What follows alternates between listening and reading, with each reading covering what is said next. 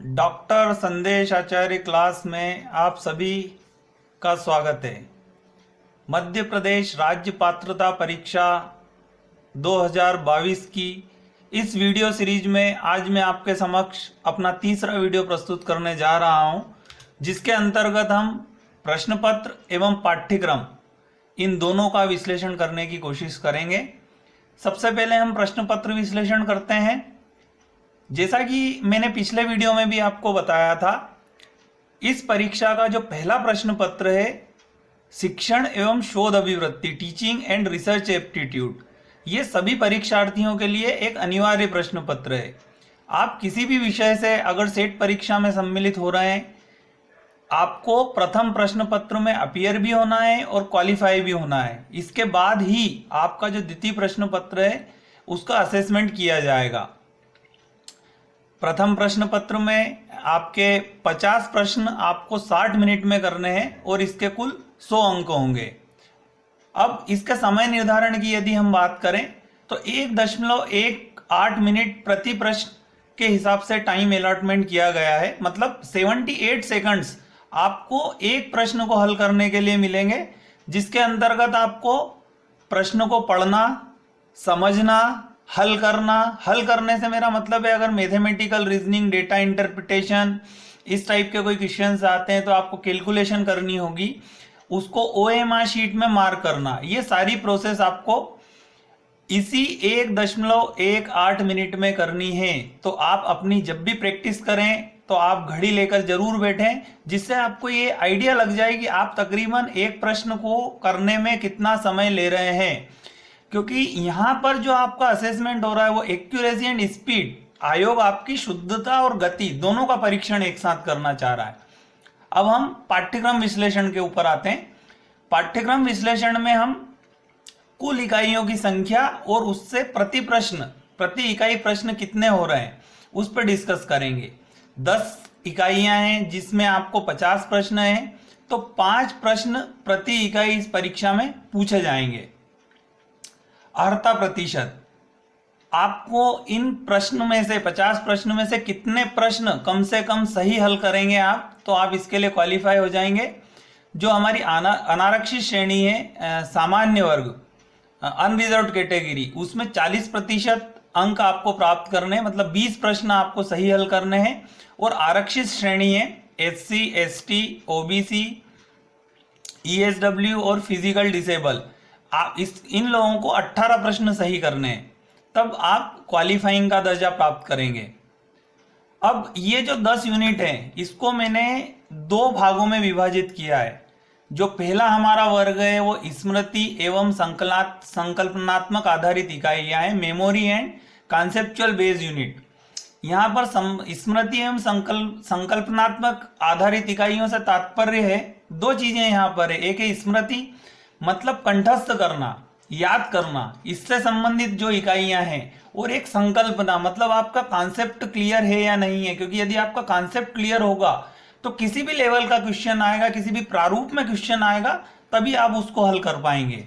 इस प्रकार 10 में से कुल 6 यूनिट स्मृति एवं संकल्पनात्मक आधारित इकाइयों पर है, मतलब 60% weightage memory and conceptual based unit पे लिया गया है। जिसके अंतर्गत सबसे पहली और महत्वपूर्ण इकाई है हमारी शिक्षण अभिवृत्ति, टीचिंग एप्टीट्यूड। नो डाउट ये जो एग्जामिनेशन है ये असिस्टेंट प्रोफेसर के लिए है, तो यहाँ पर आप में टीचिंग का एप्टीट्यूड है या नहीं है, इस बात का असेसमेंट किया जाए। जो हमारी दूसरी यूनिट है वो शोध अभिवृत्ति है। उच्च शिक्षा के अंतर्गत शिक्षण और शोध 2 महत्वपूर्ण आयाम है जिसका आकलन किया जाना आवश्यक है। जो अगली इकाई है वो संप्रेषण से संबंधित है। एक शिक्षक के लिए सबसे महत्वपूर्ण आयाम होता है कम्युनिकेशन, कि वो किस तरीके से स्टूडेंट्स में, सोसाइटी में, आपस में अपना कम्युनिकेशन करता है और किस प्रकार से अपने संदेशों को, मतलब अपने शिक्षण को छात्रों के बीच में सर्कुलेट करता है। सूचना और संचार प्रौद्योगिकी अगली यूनिट है। आजकल जो युग है वो ICT का युग है, और कोरोना में आप सभी देख चुके हैं कि किस प्रकार ICT ने टीचिंग के क्षेत्र में बहुत महत्वपूर्ण इंपॉर्टेंट रोल प्ले किया था।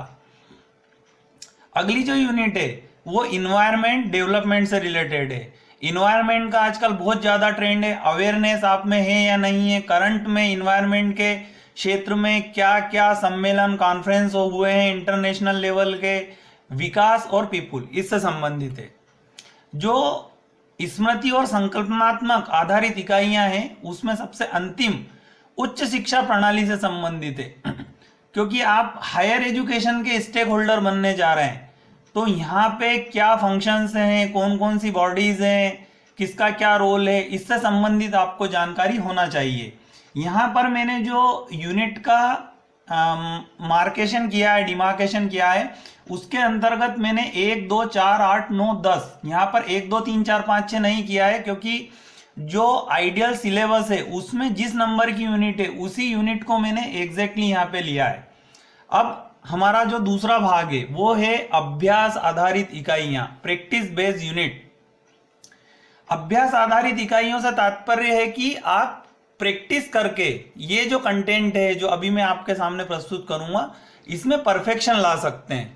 तो इसके अंतर्गत इकाइयों की कुल संख्या 4 है, मतलब इसका वेटेज 40% है, जिसमें सबसे पहली बोध है, कंप्रहेंशन, जिसमें अनसिंग पैसेज से रिलेटेड क्वेश्चन आंसर आपसे पूछे जाएंगे क्योंकि आप समराइज कर पाते हैं या नहीं कर पाते हैं, एनालिसिस की आप में स्किल है या नहीं है, ये एक शिक्षक में सभी गुण होने आवश्यक हैं। अगली जो यूनिट है वो मैथमेटिकल रीजनिंग एंड एप्टीट्यूड से रिलेटेड है और उसके बाद वाली यूनिट भी लॉजिकल रीजनिंग से रिलेटेड है क्योंकि जैसा मैंने अभी आपको बताया था शोध एक महत्वपूर्ण आयाम है। तो यदि आप में रीजनिंग का एस्पेक्ट डेवलप्ड है तभी आप रिसर्च कर पाएंगे और टीचिंग कर पाएंगे।